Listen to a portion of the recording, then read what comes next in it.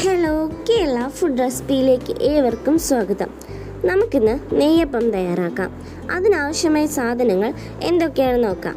ഒരു പാനിൽ 1 കപ്പ് വെള്ളം ഒഴിച്ച് ഒന്ന് ചൂടായി വരുമ്പോഴേക്കും ഇതിലേക്ക് 1 കപ്പ് ശർക്കര ചേർത്തൊന്ന് നമുക്ക് നന്നായിട്ടൊന്ന് ഉരുക്കിയെടുക്കാം. ഇതുപോലെ ഉരുക്കി കിട്ടണം. നമുക്കിതിനി തണുക്കാനായിട്ട് മാറ്റി വയ്ക്കാം. ഇനി 3 ചെറിയ പഴം, പാളയംതോടൻ അല്ലെങ്കിൽ റോബസ്റ്റ, ഞാനിവിടെ പാളയംതോടനാണ് എടുത്തിരിക്കുന്നത്. ഇതിനെ മിക്സഡ് ജാറിട്ട് നന്നായിട്ട് നരച്ചെടുക്കണം. ഇനി മറ്റൊരു പാത്രത്തിൽ 1 കപ്പ് അരിപ്പൊടി, ഇടിയപ്പത്തിന് ഉപയോഗിക്കുന്ന അരിപ്പൊടിയാണ് നല്ലത്.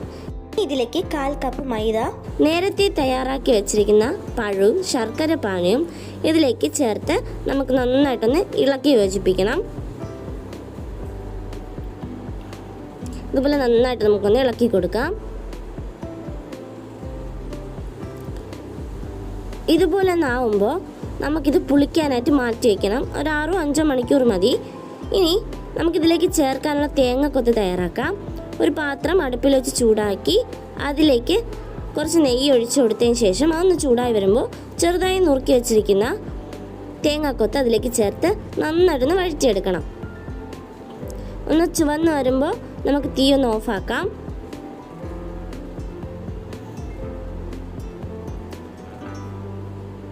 ഇനി തയ്യാറാക്കി വെച്ചിരിക്കുന്ന മാവിലേക്ക് 1/4 ടീസ്പൂൺ ഉപ്പും 1/2 ടീസ്പൂൺ ഏലക്കപ്പൊടിയും ചേർത്ത് ഈ തേങ്ങാക്കൊത്തും കൂടെ ചേർത്ത് നമുക്ക് നന്നായിട്ടൊന്ന് ഇളക്കി കൊടുക്കാം. തേങ്ങാക്കൊത്ത് ചേർക്കുമ്പോൾ നെയ്യോടെ തന്നെ ചേർത്ത് കൊടുക്കേണ്ടതാണ്. ഇനി മറ്റൊരു പാനിൽ അടുപ്പിൽ വെച്ച് ചൂടാക്കുമ്പോൾ ഇതിലേക്ക് നെയ്യപ്പം ഉണ്ടാക്കുന്നതിന് ആവശ്യമായ എണ്ണ ഒഴിച്ചു കൊടുത്ത് എണ്ണ നന്നായിട്ടൊന്ന് ചൂടായി വരുമ്പോൾ നമുക്ക് ഓരോ സ്പൂൺ മാവ് വീതം ഇതുപോലെ ഒഴിച്ച് നമുക്ക് നെയ്യപ്പം ഉണ്ടാക്കിയെടുക്കാം. ഒരു സൈഡ് ചുവന്ന് വരുമ്പോൾ മറിച്ചിട്ട് കൊടുത്ത് ഇതുപോലെ ഇളക്കി കൊടുക്കണം. ഈ ഒരു പരുവത്തിൽ കിട്ടുമ്പോൾ നമുക്ക് എണ്ണയിൽ നിന്ന് കോരി മാറ്റാവുന്നതാണ്.